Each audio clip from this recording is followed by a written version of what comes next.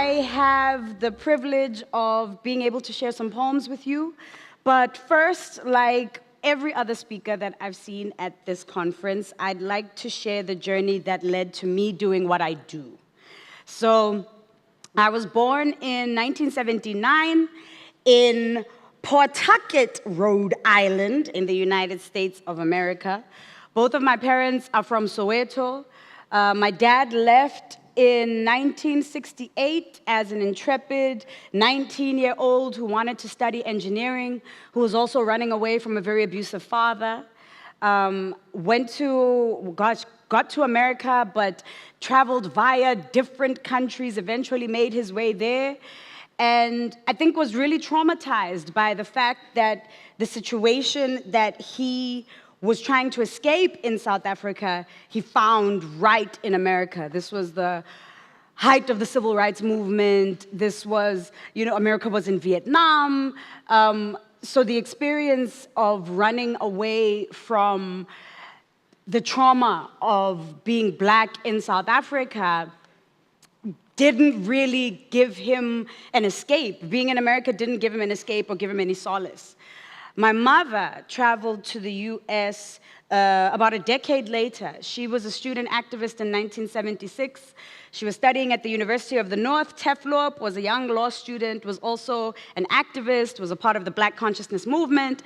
So, as we know, the 1976 riots exploded the entire country, and many, many students had their studies interrupted, not just students in Soweto. 1976 is branded as just an experience in Soweto, but the ripple effect of it hit people all over South Africa, including people like my mom, who was a tertiary. So she was left with the choice in '76, does she stay in South Africa and go to jail, or does she leave? And she chose to leave. A year later, my parents met in New York as students at Robert Sobukwe's funeral, and I followed very quickly a year after. And then I went through what a lot of South African children go through. At about a year and a half, my mother was doing her master's. By that time, they had left New York and moved to Rhode Island because it was quieter, and they thought they could have a family in Rhode Island. And I guess the experience of being immigrants, of being far from home, of not having support systems, they made the decision to send me back to South Africa. So at 18 months, I made the great trek from the US back to Soweto to stay with my first paternal and then maternal grandparents. I spent my toddlerhood in South Africa. My earliest memory is of leaving South Africa, arriving in America, seeing snow for the first time, seeing white people for what felt like the first time, not being able to speak English. I went through that thing that a lot of Black kids go through where you pretend to speak English at a white school. You know those vibes? Like, hush, hush, huh?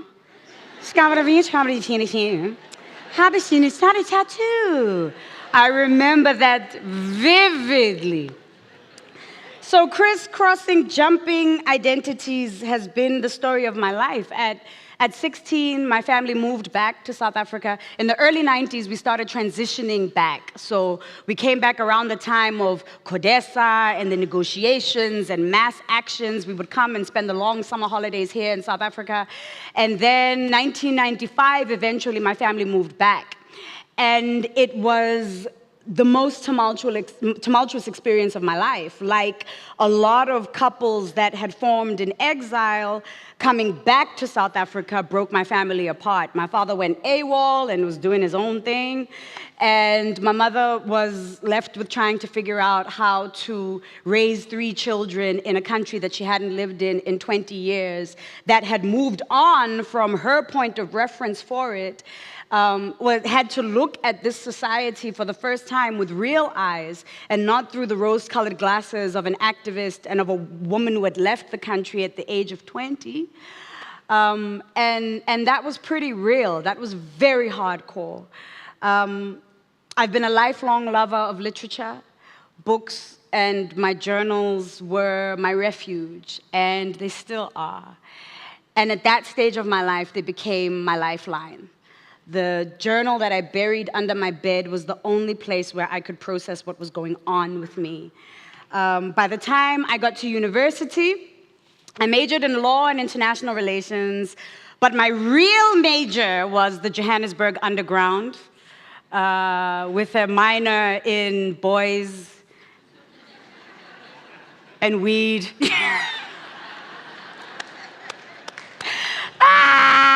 Tell the truth, nobody will hold it against you. So I had to figure out, my grandmother, God rest her soul, she passed away last year. She would phone my mother like every month just to cuss me out, And like, who do you think you are?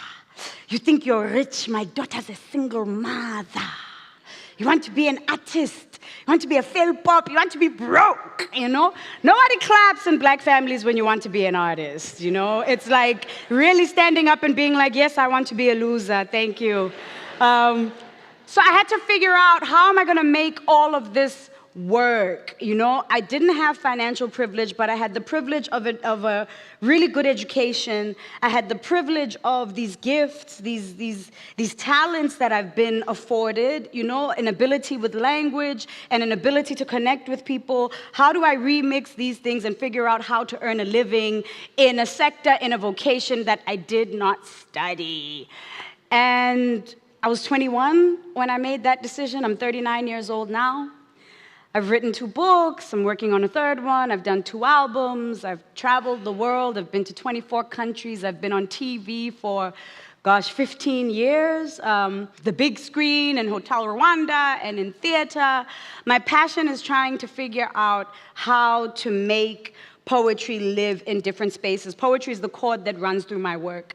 When I walk into any room, any building, any public space in South Africa, the cleaners and waiters and security guards and your aunties and your mamas and the ladies who clean for you and the guys who do your garden recognize me as a poet. When I travel the world, I do not meet other peers of mine who have the same kind of reach that I have in South Africa. And that is solely possible because of the deep historical legacy of poetry in this country. Poetry is used as a tool to enshrine memory. Poetry is used as a tool to encapsulate culture, to record people's DNA and genealogy. Poetry has been used as a tool of resistance and expression when activists were being buried, when people had been massacred. At the gravesite, beside the graves, there were activists and poets. This is what this art form means to our people. So because of that, there's a cultural resonance that doesn't compare to anything that I've seen anywhere else. There are far better poets than me. There are people who are far more prolific than I am. But the fact that what I do matters in the way that it does in this moment in history, right now in this piece of earth, is a testament to South Africa, to its culture, to the kind of things that are possible in this moment. In spite of everything that we've been through, in spite of everything that we're going through, that to me is miraculous. The fact that an art form that is seen as this rarefied, obscure, irrelevant thing in other corners of the world has given me access to people like you, has given me a voice, has made me a reference in the cultural landscape and in literature, which pisses a lot of people off, but, let them be pissed off. It's great, Why shouldn't I be a literary reference? Yeah.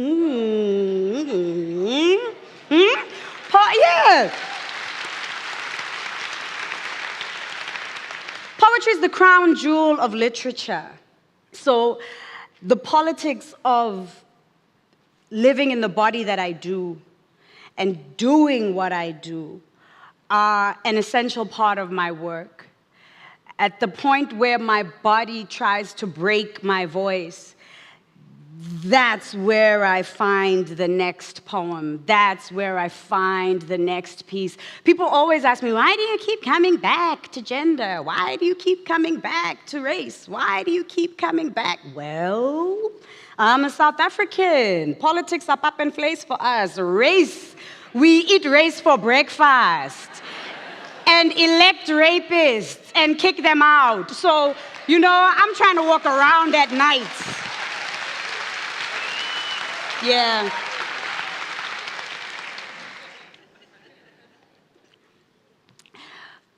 Go slow into worlds where words unfold maps.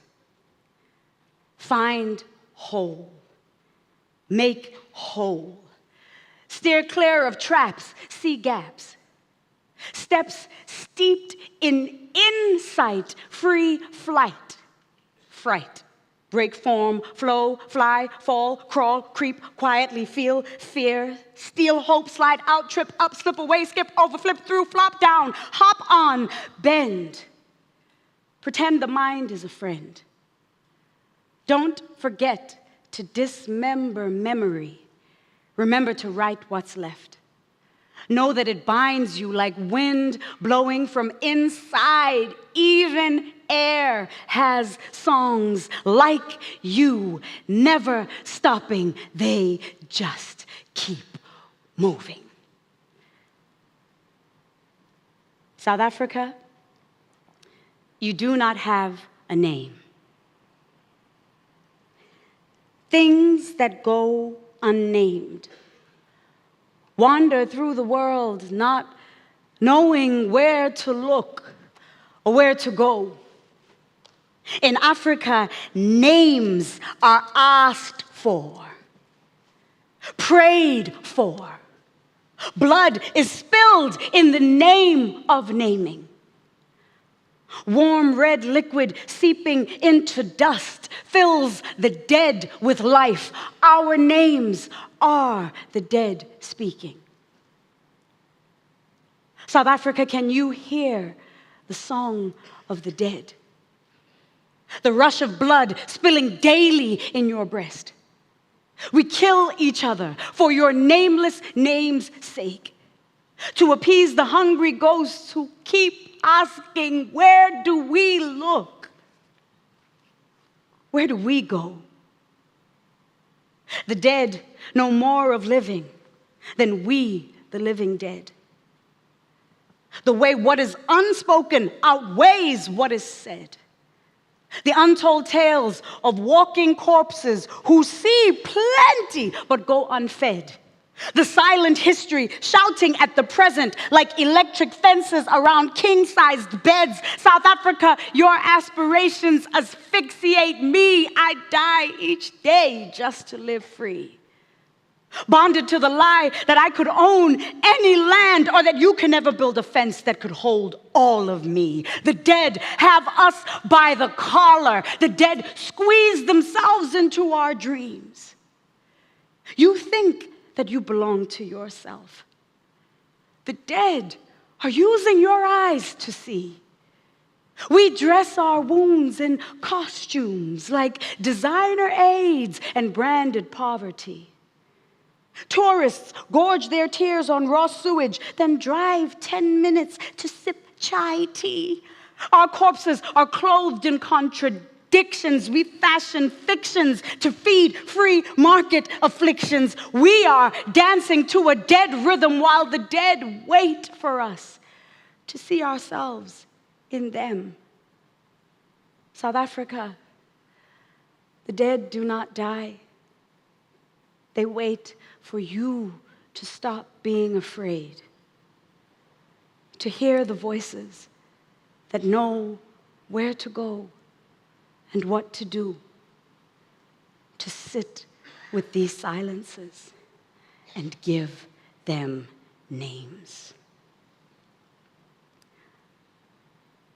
What do we say of the shoot that survives amidst the stones?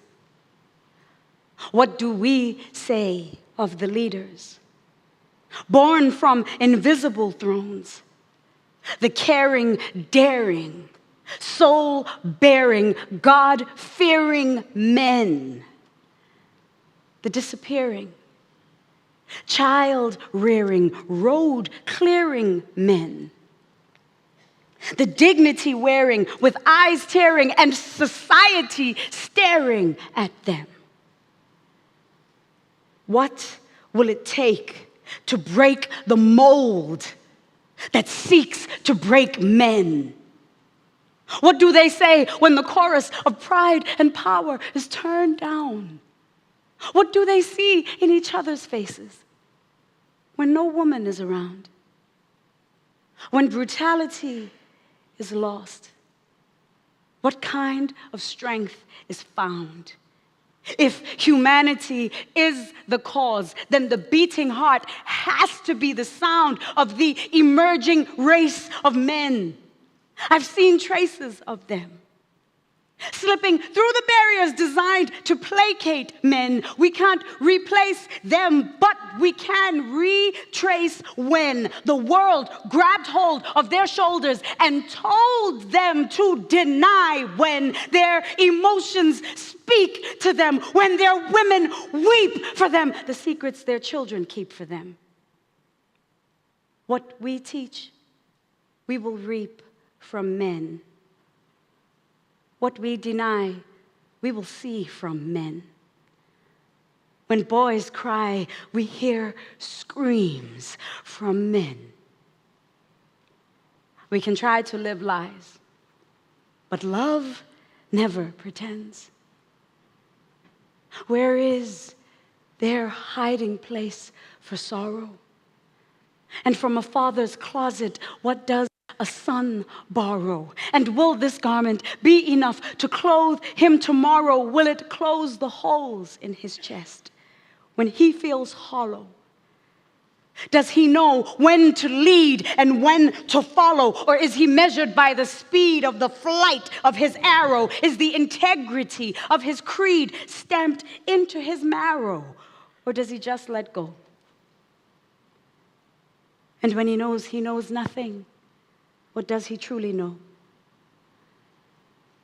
Their sadness is reborn as the liquid of life, a red river flowing through confrontation and strife. The river between the sheets he shares with his wife. The river exposed with the kiss of a knife.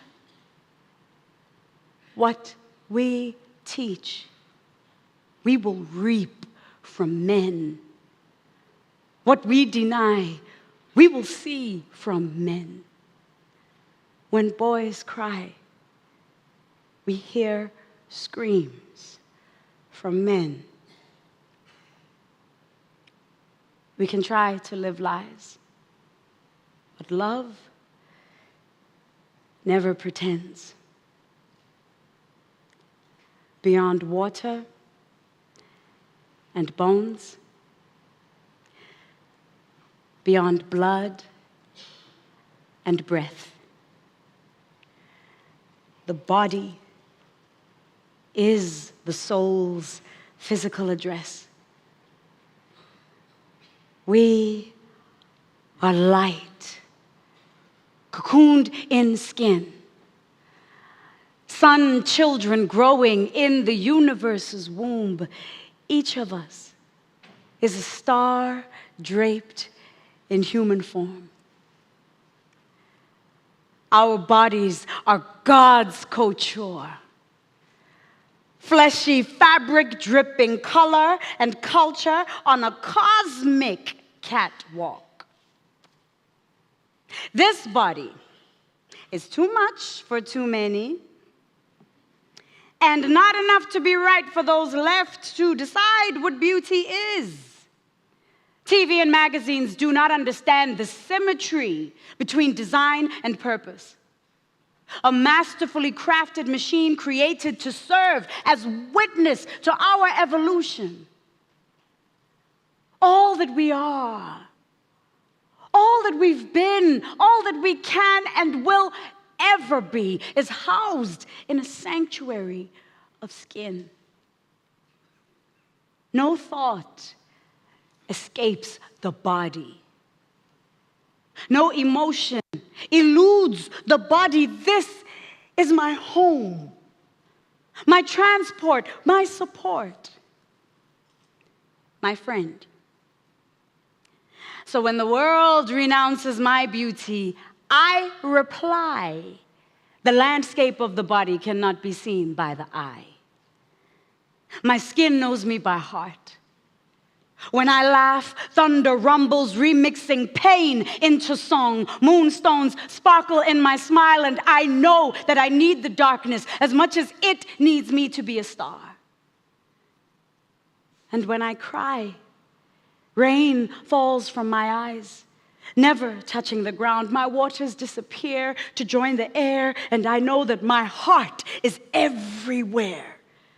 The roads in my face will tell you that I have withstood sandstorms and held the eye of the hurricane with my stare. These arms have hugged the wind. These hips have carried boulders, birthed new life, and blessed the gaze of their beholders. This heart is a rock, melting when moved, solidifying in sorrow. This mind is mining gems whose brilliance courses through oceans to wash up on the riverbeds of the worthy. Work is my domain. Beauty is my inheritance. Skin is my shelter.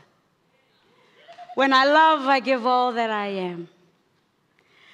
4 barrels of water, 3 slices of fire, 2 pounds of earth, bound together by air in a house of skin. There's love in washing over experiences. There's love in offering libations at the altar of the self. There is love in these hands. Inhale beauty. Exhale discipline. Inhale sun. Exhale African. Inhale memory. Exhale touch. Inhale protection. Exhale love. So I've been working on a piece with the incredible Pamela Nomvethe directing, the colossal talent Anne Masina, opera singer who's toured the world with Soweto Gospel Choir, William Kentridge, with Robin Orland. We've been working on a piece about the life of Saartjie Baartman. And it is our privilege tomorrow night to share it with you for the very first time in Cape Town. I feel like Saartjie's hand is writing this story. She wanted this piece to be seen for the very first time here because she was here, and the story of this place matters in the narrative of South Africa and in the narrative of her life. It's a showcase of a full-length piece that is still coming, but you get 45 minutes of absolute thunder.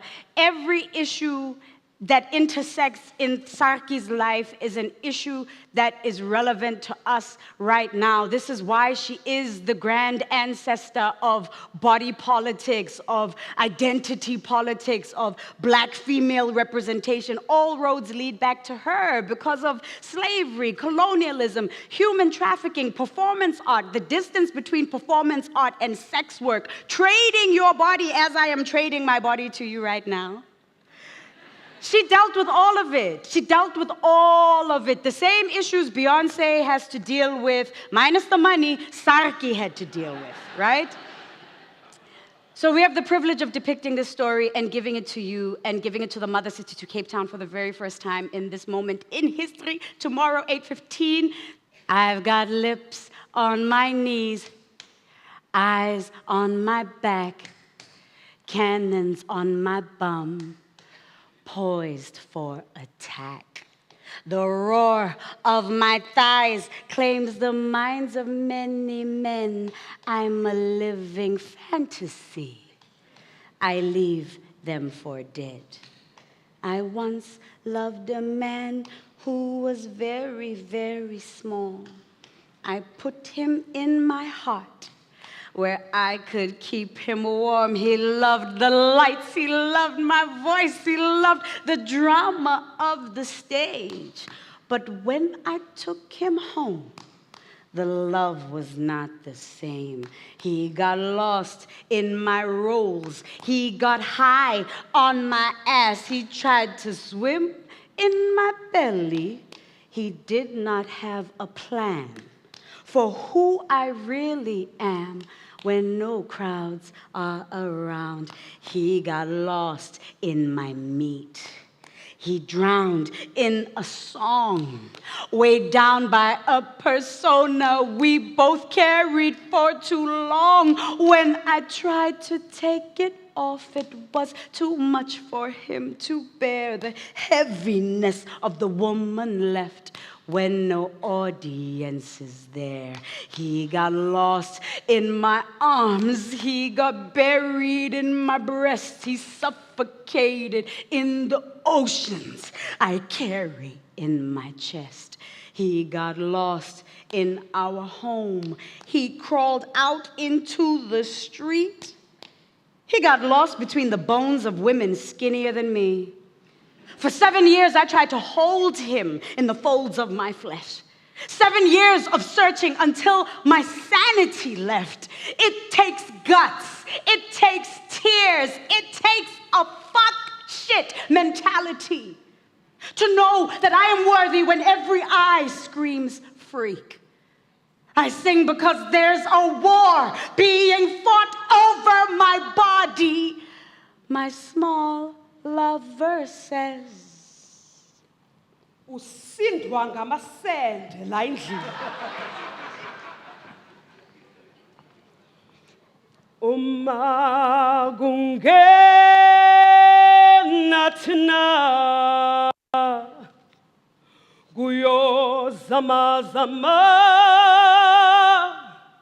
amabala.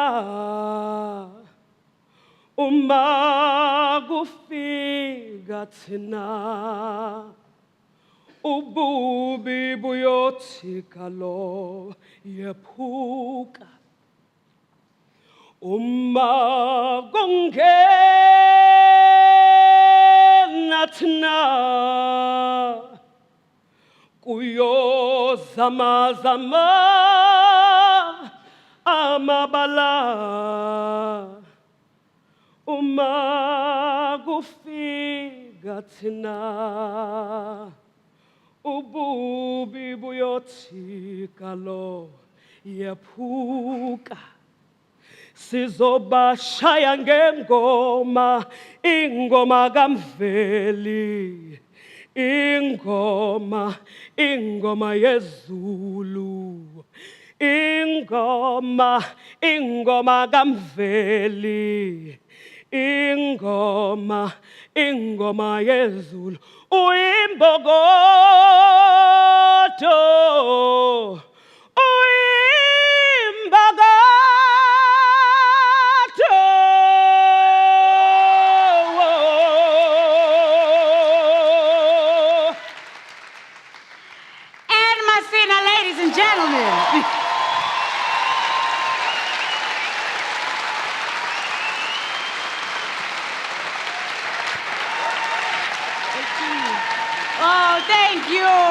Thank you. Come see us in action tomorrow.